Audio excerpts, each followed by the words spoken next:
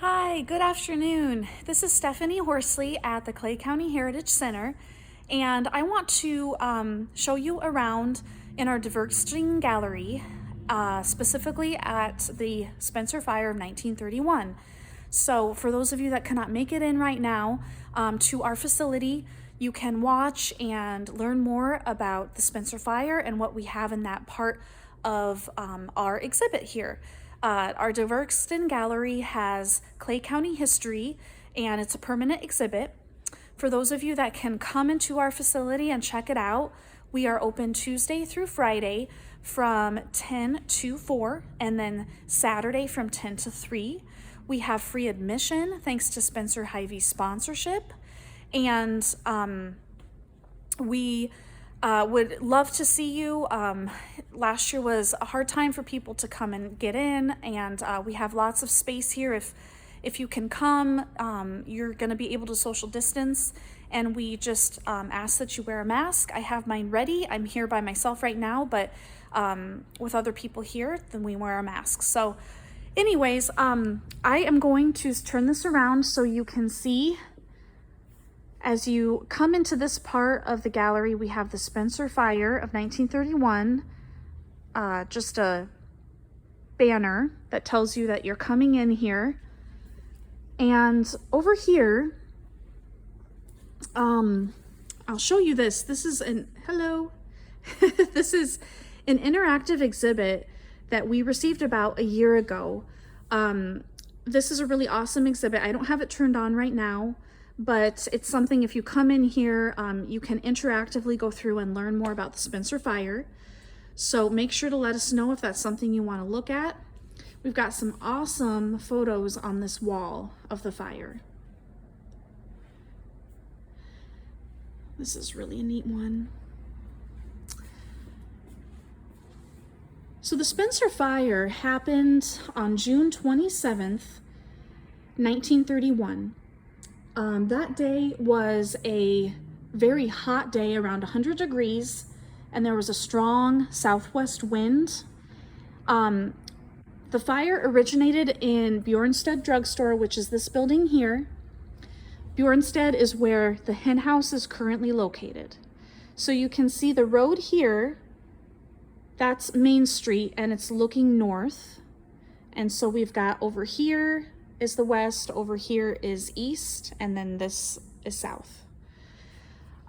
So the fire started, what happened was a couple boys came into Bjornstad Drugstore, and there's a lot of different accounts as to what happened.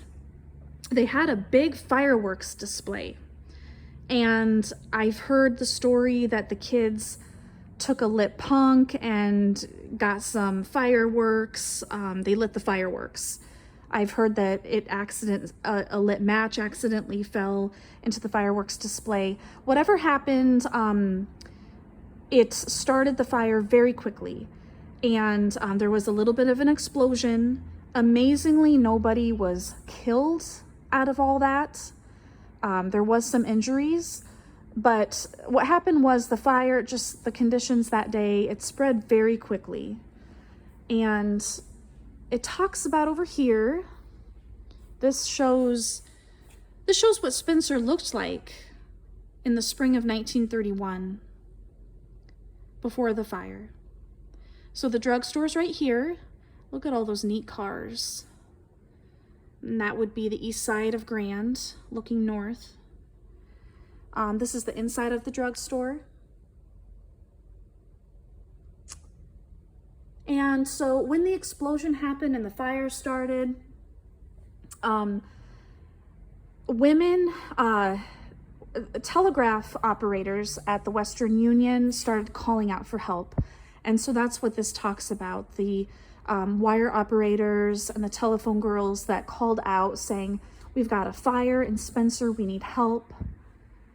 That shows the blast from the drugstore.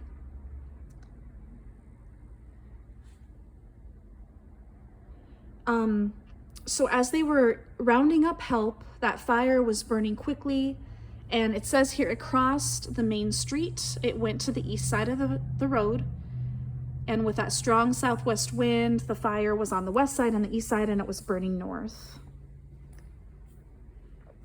So there were lots of fire departments that came to help. Obviously, we had Spencer, but Milford came. Others were Esterville, Everly, Hartley, Spirit Lake, Storm Lake, and Sac City. Ruthven, Emmitsburg, Terrell, and Sanborn also came to help. So what actually stopped the fire then, later that evening on June 27th, was calling in for some explosive experts so they could put a backburn on that fire. And so they called in to this explosive expert out of Des Moines, and they flew a plane called the Good News 2. And the Good News 2 came up here and they were able to stop that fire. But you can kind of see what that looked like, an aerial view of downtown and how devastating it was. 70 business houses and offices were totally destroyed. So the next day was a Sunday, June 28th. An estimated 50,000 people came to view the ruins of the downtown. Here's another aerial view. Here's a family with their kids seeing what happened. So right away, plans were made in motion to rebuild the downtown. And in 1931 was the Great Depression, and the entire nation was not doing very well from the Great Depression. Money was tough for a lot of communities and people, but Spencer downtown rebuilt and they reopened in December of 1931, so only 6 months later. And now Spencer has one of the largest and most diverse collection of Art Deco buildings in the Midwest.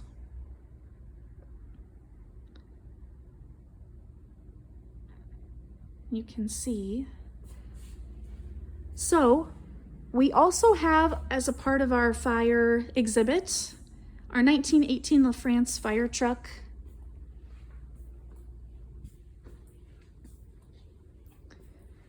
This was used to help fight the 1931 fire. It's in awesome shape. The fire department comes and takes care of it for us.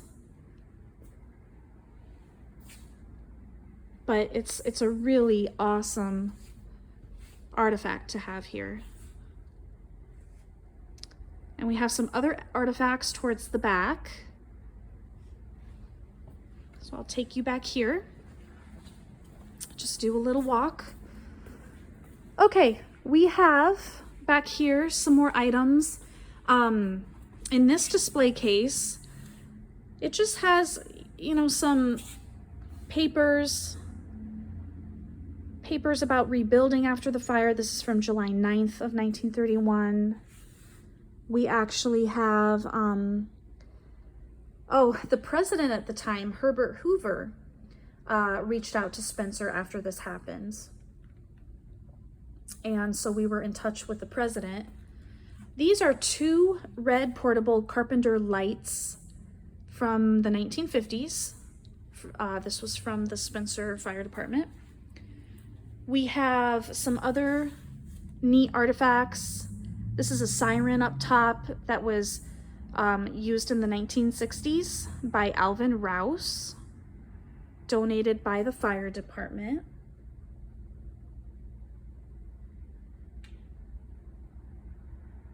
We have these masks,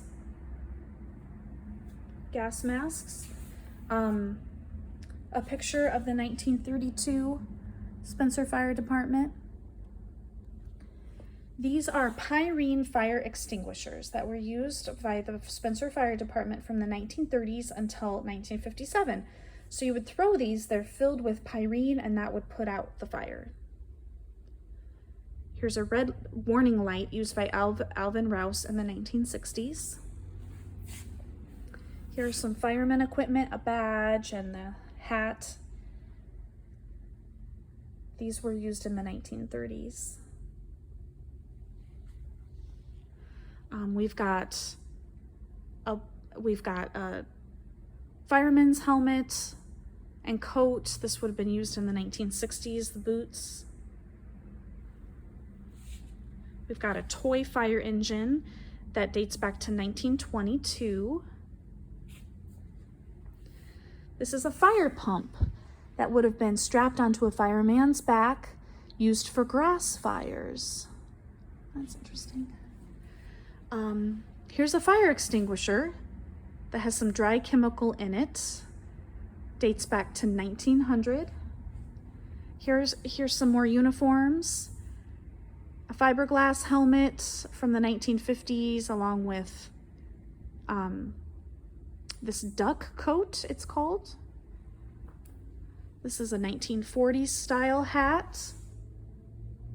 Here's some more from the 1960s. Helmet and coat. This is really cool. These are marbles that were found in Bjornstad's drugstore after the fire, and they melted together.